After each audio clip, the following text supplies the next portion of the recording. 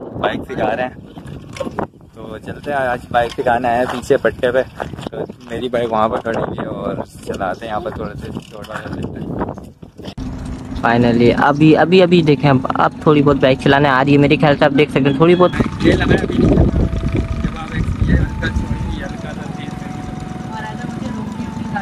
ये कलच पकड़ के एक्सीलेटर कम करके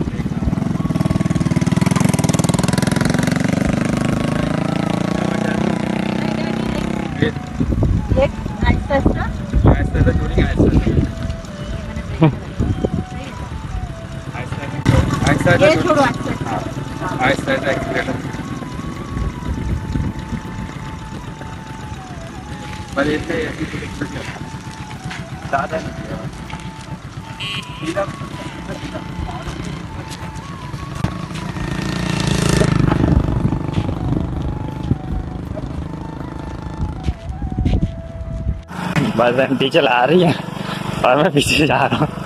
सही आंटी सीख गई। हाँ एक्सीलेटर ऐसे रखिए बस। अब क्लच पकड़ के बिल्कुल एक ही एक्सीलेटर पे। हाँ सही है सही है। रोके क्लच पकड़ के रोके बस सही है।